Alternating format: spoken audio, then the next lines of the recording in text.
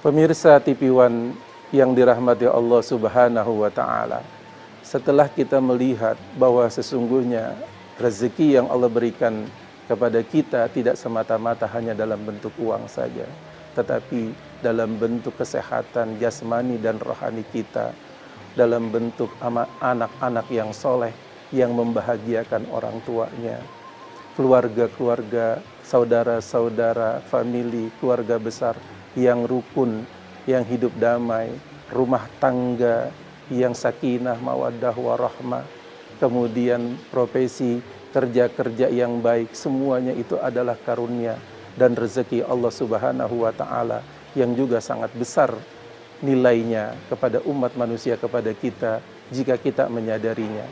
Selain rezeki itu dihitung atau dipandang dalam bentuk materi atau uang saja, sesungguhnya banyak sekali rezeki yang diberikan oleh Allah Subhanahu wa Ta'ala kepada kita.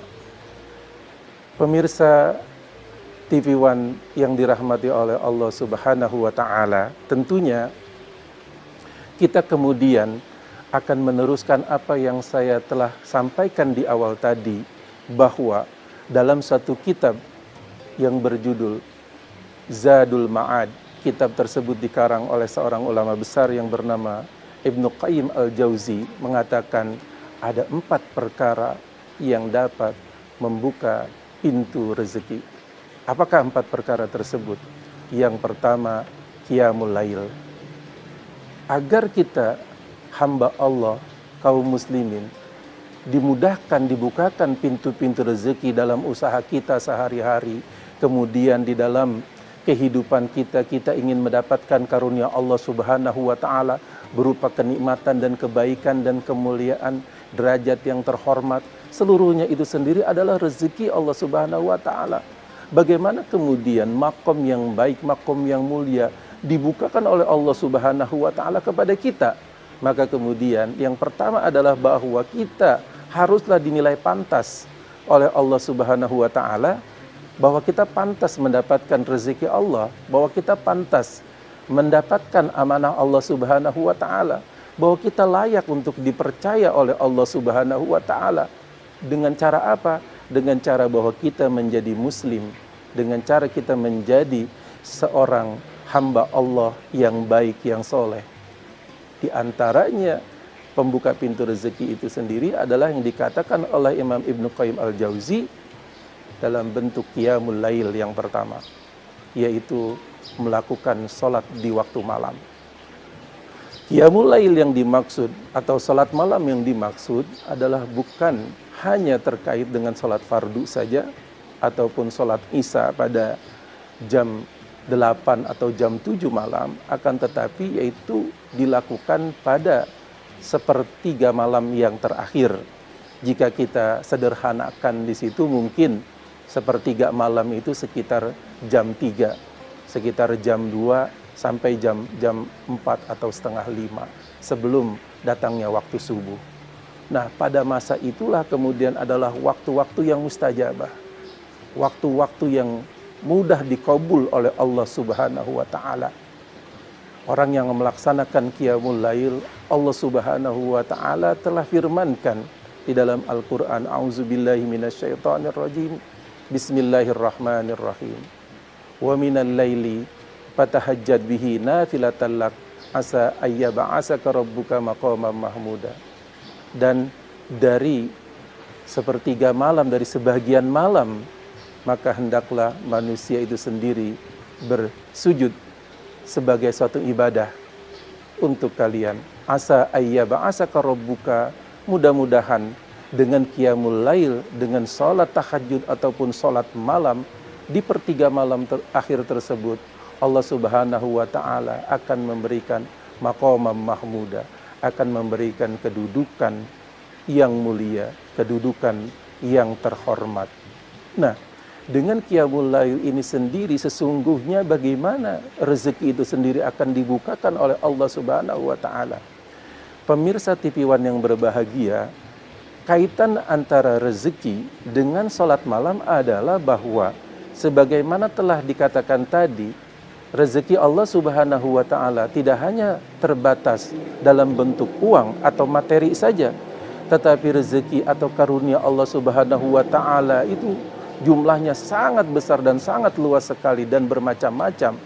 Dan orang yang melakukan qiyamul lail menunjukkan hamba Allah yang nanti akan diberikan satu amanah, maqam atau kedudukan, tempat yang mulia.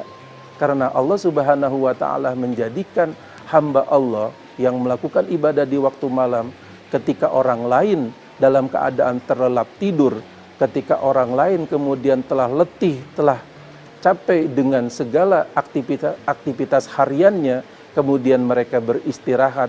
Tetapi ada beberapa anak manusia, ada hamba Allah Subhanahu wa taala yang senantiasa tidak pernah lupa kepada Allah Subhanahu wa taala dengan bentuk melaksanakan ibadah pada akhir di waktu malam itu tersebut.